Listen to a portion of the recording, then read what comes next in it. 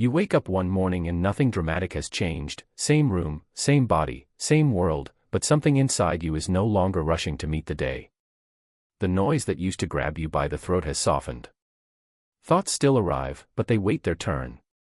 Emotions still rise, but they no longer command. For the first time, you are not late to your own life. Most people never experience this. They spend decades responding, reacting, to whatever appears next. A word, a memory, a look, a message on a screen. Their lives become a long echo, a chain of reflexes mistaken for choices. They believe they are living, but they are only answering. The Stoics noticed this pattern long ago. They saw that human suffering was not caused by events themselves, but by the speed with which we surrender our judgment to them. The faster the reaction, the weaker the mind. The slower the response, the stronger the soul. Picture a man standing in a crowded marketplace. Insults fly past him like sparks from a fire. Others flinch, burn, strike back. He does not. Not because he is numb, and not because he is afraid, but because nothing has touched him yet. Between the insult and his response, there is space. And in that space, he is free. This space is what most people never learn to build. You were taught to react early. As a child, emotion came first, action followed. As an adult, the pattern stayed. Anger demands expression. Fear demands escape. Desire demands satisfaction. The world presses a button, and you move. Over time, the buttons multiply. News, expectations, comparison, regret. Soon, there is no silence left inside you, only triggers. But the Stoics would ask a dangerous question: what if nothing outside you had the authority you believe it does? Not power, not time, not other people's opinions. Not even your own first thoughts. They believe the mind is like a gatekeeper. Most people abandon the gate. They let anything enter, set up camp, rearrange the furniture. Then they wonder why they feel invaded. A Stoic does the opposite. He watches the gate. When a thought arrives, he does not accept it automatically. He asks, is this true, or merely loud? Is this within my control, or only demanding my attention? Does this require action, or simply observation? Most thoughts fail these tests. Consider how much of your life has been shaped by moments you did not pause to question. A single insult replayed for years. A single failure turned into identity. A single fear allowed to dictate decades of cautious living. Reaction feels fast, but it is expensive. It charges interest over time. Responsiveness, on the other hand, is deliberate. It costs patience, but it saves a lifetime. The Stoics trained for this the way others train the body. Daily reflection. Mental rehearsal. Voluntary discomfort. Not to punish themselves, but to weaken the tyranny of impulse. If you can choose cold when warmth is available, you can choose calm when anger is offered. If you can endure silence, you can endure uncertainty. They understood that freedom is not the absence of pressure, it is the refusal to be owned by it. Think of the moments you regret most. Not the ones where you waited, but the ones where you rushed. The message sent too quickly. The anger released too easily. The decision made just to escape discomfort. Reaction promises relief, but delivers consequence. Stoicism does not ask you to suppress emotion. It asks you to delay allegiance. Feel the emotion, yes, but do not kneel before it. Let it speak, then decide whether it deserves to be obeyed. There is a profound shift that happens when you stop asking, how do I feel about this, and start asking, what is required of me here? The first question traps you inside yourself. The second places you above the moment. Above does not mean detached. It means positioned. From that position, even pain changes its meaning. Loss becomes instruction. Insult becomes information. Fear becomes a signal, not a sentence. You stop living as if every moment is a verdict on your worth. This is how decades are saved. Not by doing more, but by reacting less. Every pause you create shortens the hold the past has on you. Every measured response weakens the habit of emotional slavery. Slowly, almost imperceptibly, you stop living as a consequence of the world and start living as its witness. And then something subtle happens. People notice. Not because you announce it, but because you no longer leak urgency. Your words carry weight because they are not rushed. Your silence carries authority because it is chosen. Others feel compelled to explain themselves to you, not the other way around. This is not dominance. It is gravity. The Stoics warned that the greatest danger is not chaos, but unconscious participation in it. To live in reaction is to be drafted into every conflict, every fear, every false emergency. To live with reason is to choose your battles, and sometimes, to choose none at all. Imagine what your life would look like if you stopped reacting to everything that tries to provoke you. How many arguments would dissolve before beginning? How many worries would starve without attention? How many versions of yourself would quietly fade away, simply because you stopped feeding them? This is not a technique. It is a posture toward existence. You wake up, and instead of bracing yourself against the day, you observe it. You move through events without being dragged by them. You act, but you are not hurried. You care, but you are not consumed. And in that stillness, this earned, practiced stillness, you begin to sense something most people miss entirely. Life was never asking you to react so quickly in the first place. In that pause, you start to recognize patterns that once controlled you.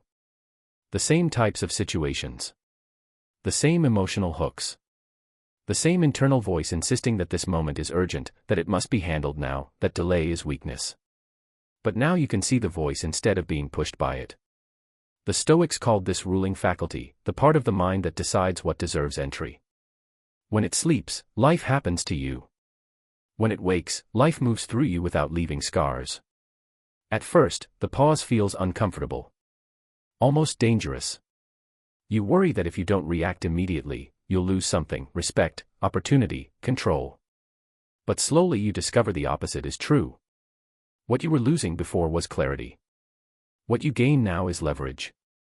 Leverage over your own mind. You begin to notice how rarely things require an immediate emotional response. Most events are incomplete information wearing the mask of certainty. Most provocations are invitations to abandon your center. Once you see this, declining the invitation becomes easier. A harsh word no longer feels like an attack, but a reflection. Someone else's panic no longer infects you, it exposes their dependence on urgency. You realize that calm is not passive, it is selective. The Stoics were not impressed by intensity. They were impressed by consistency. Anyone can flare up. Anyone can collapse. Very few can remain steady while circumstances try to shake them into fragments. This steadiness changes how time feels. Moments stretch. Decisions breathe. You stop rushing to close emotional loops that were never yours to complete. Regret weakens because you are no longer acting from reflex. Anxiety loosens its grip because the future no longer feels like an ambush. You start living from principles instead of moods. When something happens, your first question is no longer, "How does this make me feel?" but, "What part of this is mine to handle?" Everything else becomes background noise. You conserve energy, not by withdrawing from life, but by refusing to waste it. And this conservation compounds. Weeks pass. Then months. Situations that once would have derailed you now barely register. You realize you are aging differently, not in years, but in wisdom density. While others repeat emotional cycles, you are quietly stepping out of them.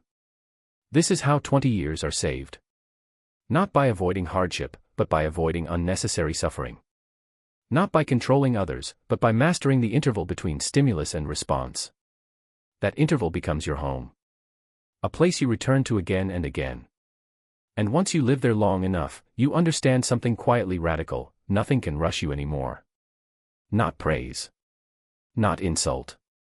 Not fear. Not desire. Life continues to present itself, loud, persuasive, impatient, but you meet it on your own terms.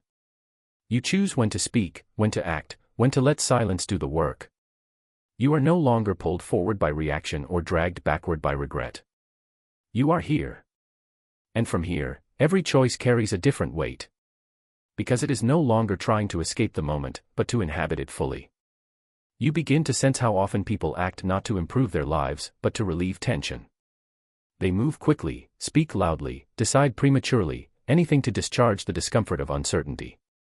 Once you see this, you recognize how rare patience truly is, and how powerful. The Stoics understood that most suffering is borrowed from the future or recycled from the past. Reaction thrives on this borrowing. It convinces you that what might happen or what already happened deserves your energy now. But presence refuses the loan. It pays only what is due in the current moment, nothing more. As this becomes your habit, your inner world grows quieter, not empty, but ordered. Thoughts line up instead of colliding. Emotions arrive, deliver their message, and leave. You stop mistaking intensity for importance. There is a strange confidence that emerges from this way of living.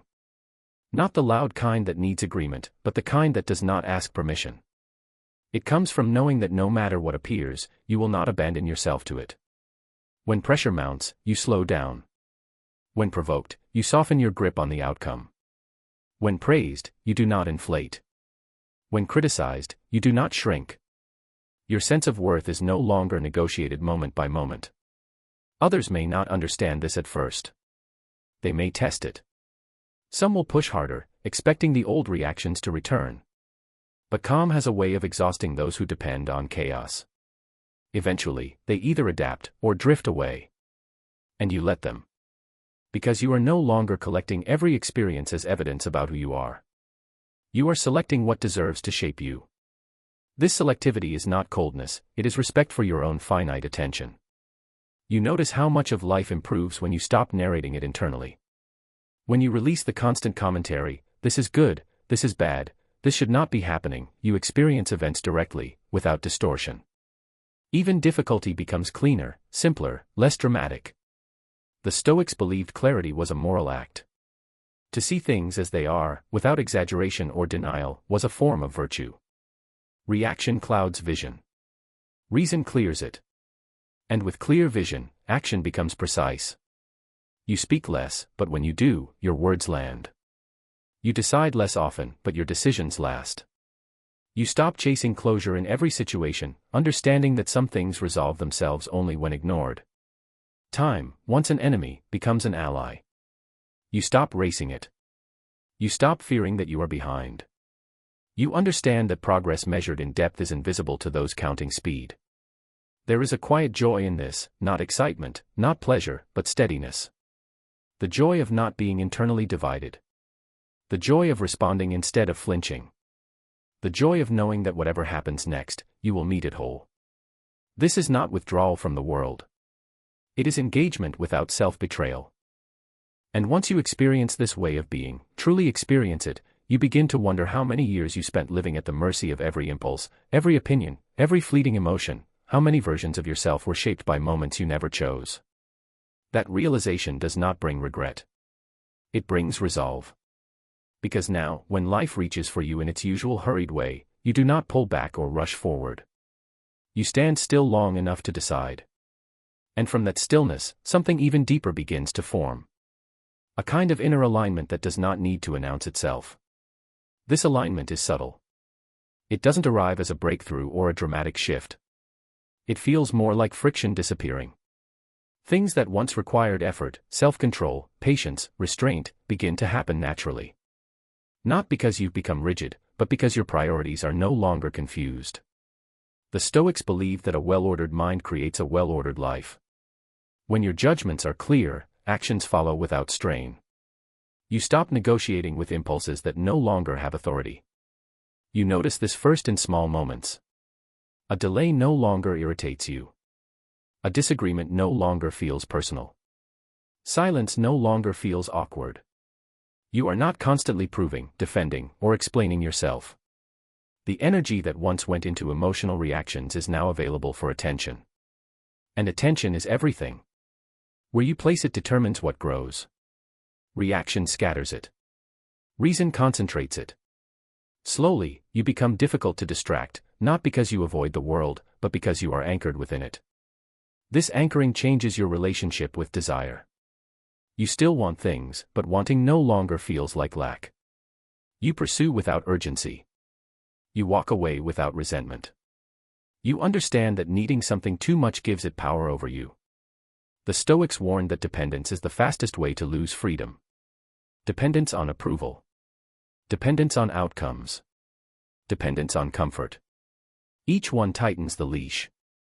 Independence begins the moment you realize you can endure not getting what you want. From this realization, restraint stops feeling like deprivation and starts feeling like choice. You begin to act from values instead of impulses. When faced with a decision, you don't ask what feels best now, but what aligns with the person you are becoming. This future-oriented calm rewrites your identity quietly, without performance. Others may still rush. They may still demand instant reactions, instant answers, instant emotional participation. You meet them without hostility, but without surrender.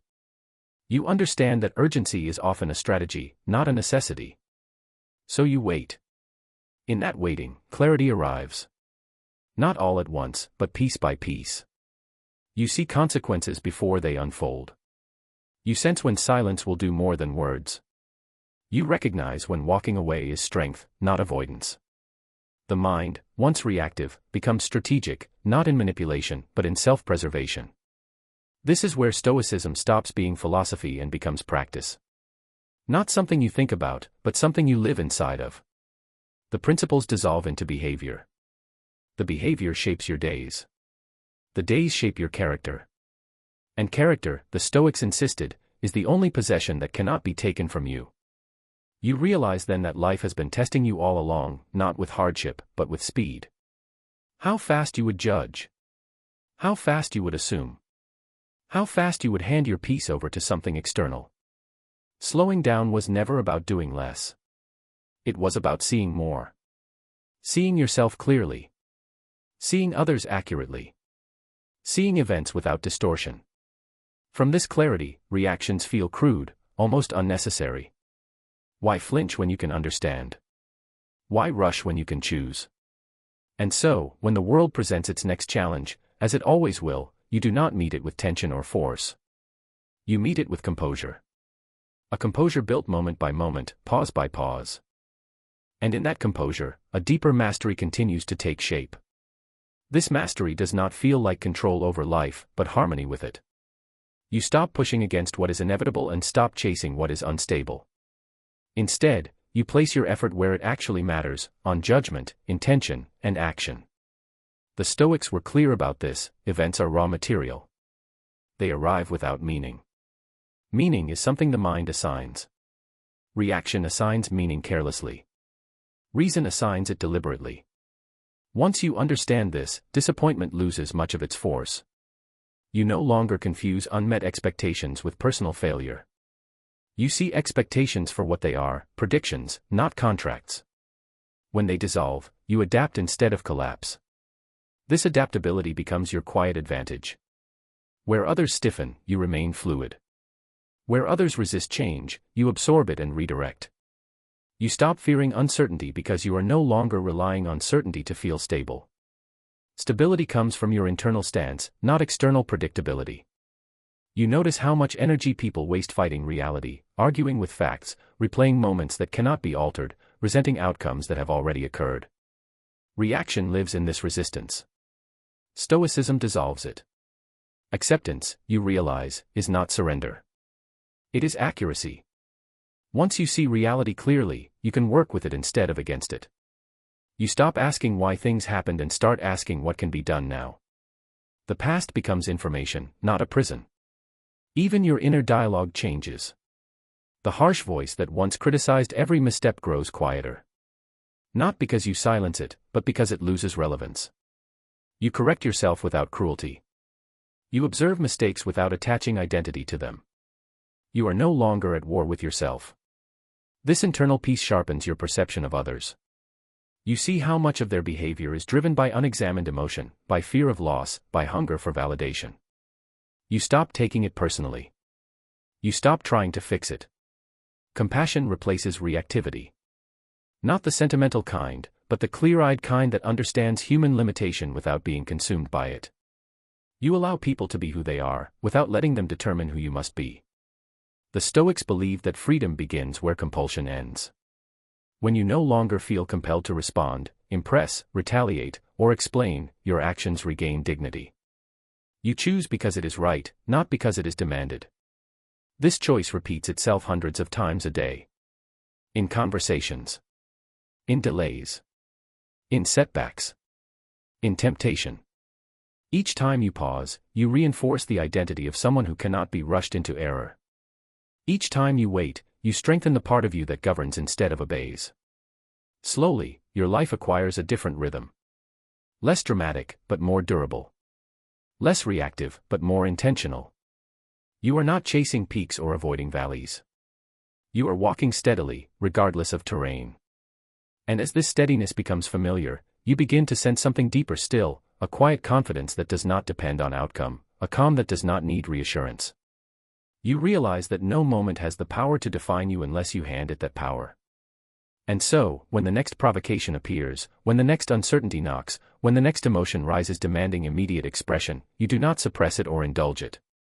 You observe it. You allow it to exist without granting it control. And in that allowance, the space within you grows even wider. Wide enough to hold contradiction without fracture. You learn that you can feel tension without becoming tense. You can experience loss without becoming diminished by it. You can be surrounded by urgency and still move at your own pace. This realization changes how you inhabit your body as much as your mind. Your breath slows. Your posture softens. You stop bracing against imagined threats. The Stoics understood that the body follows the mind. When judgment settles, the nervous system follows. Calm is not forced, it is permitted. You begin to recognize how often discomfort was never the problem, resistance was. Once resistance fades, discomfort becomes manageable, even instructive. It tells you where your attachments are. It shows you what you still fear losing.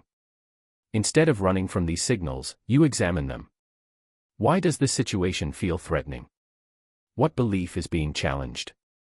What expectation is being violated? These questions replace accusation with curiosity.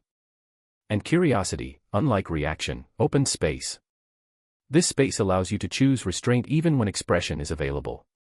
To choose patience even when impatience is rewarded. To choose principle even when compromise would be easier. The Stoics called this integrity, alignment between inner judgment and outer action. When you act from integrity, regret has little to attach itself to. Even when outcomes disappoint, you remain intact. You stop measuring your days by how they felt and start measuring them by how you behaved. Did you respond with clarity? Did you preserve your character? Did you act in accordance with reason rather than impulse? These become your metrics. And because they are within your control, your sense of progress stabilizes. Others may continue to live on emotional roller coasters. High one moment, low the next. You no longer envy this volatility. You see the cost hidden beneath the excitement. Your calm, once misunderstood, begins to feel like shelter, not only for you, but for those around you. People speak differently in your presence. Conflicts slow down. Conversations deepen. Your steadiness invites honesty. This is not because you control the room, but because you do not need to be controlled by it. The Stoics believed that leadership begins with self-command. Before influence comes example. Before authority comes restraint. You embody this quietly, without needing to claim it. As time passes, you realize that the greatest benefit of stepping out of reaction is not peace, but clarity of direction. You know where you are going because you are no longer being dragged elsewhere. You choose your commitments carefully. You protect your attention. You say no without explanation and yes without hesitation. Your life simplifies, not in content, but in intention. And in this simplicity, something rare appears, presence without effort. You are no longer constantly negotiating with yourself. The inner arguments fade. Decisions become cleaner. You feel less divided, less scattered. This is what it means to stop living in reaction. Not to withdraw from life, but to meet it from a place that cannot be hijacked. And as this way of being deepens, you sense that the space you've created inside yourself is not an end point, but a foundation. One sturdy enough to support everything that comes next. Everything that comes next, no matter its weight or shape. From this foundation, you begin to see life less as a series of events and more as a continuous practice. There is no finish line where mastery is announced. There is only the next moment, inviting the same quiet discipline. The Stoics never promised comfort. They promised coherence. A life where your thoughts do not sabotage your actions, and your actions do not betray your values. In such a life, even difficulty feels honest. You stop asking for life to be easier and start asking to be stronger in the right way, not louder, not harder, but steadier. Strength becomes the ability to remain aligned when circumstances are not. This changes how you approach adversity. When something breaks, you repair what is yours to repair. When something cannot be fixed, you release it without dramatizing the loss. You do not confuse effort with control. You do not confuse acceptance with defeat. The Stoics called this wisdom, knowing where your power ends and your responsibility begins. With this wisdom, fear loses its urgency. You no longer need guarantees to move forward. You trust your capacity to respond well, even without certainty. This trust is not blind optimism, it is earned confidence. Earned through repetition. Every time you choose not to react, you strengthen the habit of choice. Every time you pause, you remind yourself that you are not at the mercy of impulse. Over years, these moments accumulate into a life that feels authored, not accidental. You notice how little explanation you now require, from yourself or others. You are not constantly seeking validation that you are doing it right. Your standards are internal. Your approval no longer depends on noise. Silence becomes a companion, not a void. In silence, you reflect. You review the day, not to judge it harshly, but to refine tomorrow. Where did emotion try to rush you? Where did you hold your ground? This gentle accounting replaces self-criticism with self-respect. The Stoics believed that self-respect was the root of all dignity. When you respect yourself, you do not trade your peace cheaply. You do not engage in every provocation. You do not live as if every moment must be defended. You begin to feel time differently again, not stretched now, but deepened. A single hour of presence contains more life than a day of distraction. You are no longer rushing to get through time, you are inhabiting it. And in this inhabiting, ambition changes shape. You still aim. You still build. But your drive is no longer fueled by anxiety or comparison. It is fueled by alignment. You move forward because it is the natural direction of your values, not because you are running from discomfort. This makes your progress quieter, but more durable. When setbacks come, and they will, you absorb them without collapsing into narrative. You do not ask what this says about you. You ask what this requires of you now. That single shift saves years. Years spent arguing with reality. Years spent reacting to echoes. Years spent trying to prove something to an audience that was never listening. The Stoics knew this: the fastest way to waste a life is to live it in reaction to everything except your own principles. So you return, again and again, to the pause. To the breath before the word. To the moment before the decision. To the space before the emotion takes shape. And in that space, you find not emptiness, but direction. Direction that does not shout, but endures. This direction is not a rigid plan laid years in advance. It is an orientation, a way of facing the world. No matter where you are placed, you know which way is forward, because forward is defined by how you choose to respond. The Stoics taught that a good life is not built from extraordinary moments, but from ordinary moments handled well. Anyone can act wisely once in a crisis. Very few can do it in the quiet, unobserved hours where habits are formed. You begin to honor those hours. You wake without immediately reaching for distraction. You move through tasks without resentment. You notice when impatience arises and let it pass without feeding it. These small victories go unseen, but they accumulate into something powerful: trust in yourself. Trust that you will not abandon your standards when no one is watching. Trust that you will act with care even when shortcuts are available. Trust that you can endure discomfort without turning it into drama. This trust stabilizes you more than any external security ever could. You stop outsourcing your peace to outcomes. Whether things go well or poorly, you remain responsible for how you meet them. This responsibility is not heavy, it is liberating. It returns authority to where it belongs. The Stoics believed that freedom is not doing whatever you want, but wanting only what you can stand behind. When desire aligns with reason, inner conflict dissolves. You are no longer pulled in opposing directions. From this alignment, gratitude emerges naturally. Not the performative kind, but the quiet recognition that you are capable. Capable of restraint. Capable of clarity. Capable of choosing well even when circumstances are imperfect. You appreciate not just what happens to you, but how you handle it. This appreciation softens your relationship with the past. You no longer replay old reactions with shame. You see them as lessons learned under different conditions. You forgive yourself, not by excusing, but by outgrowing. Growth replaces guilt. And with guilt gone, energy returns. You invest it deliberately. In work that matters. In relationships that are reciprocal. In practices that strengthen your judgment rather than dull it. You stop scattering yourself across endless concerns. Your life becomes less crowded. Not empty, focused. And focus brings depth. Conversations deepen because you are fully present. Work improves because you are not constantly interrupted by emotional noise. Rest becomes real because your mind is not chasing unfinished reactions. The Stoics warned against living as if you have unlimited time. Not to create anxiety, but urgency of purpose. When you stop reacting, you stop wasting moments. Each day gains weight. You realize that saving 20 years is not about extending lifespan, but about compressing wisdom. About living fewer years in confusion and more years in alignment. And once you understand this, the temptation to react feels less seductive. You see the cost clearly now. So when life presses again, as it always will, you meet it with the same practiced response. You pause. You assess. You choose. And in choosing, you continue shaping a life that is not rushed, not borrowed, not reactive, but deliberately lived.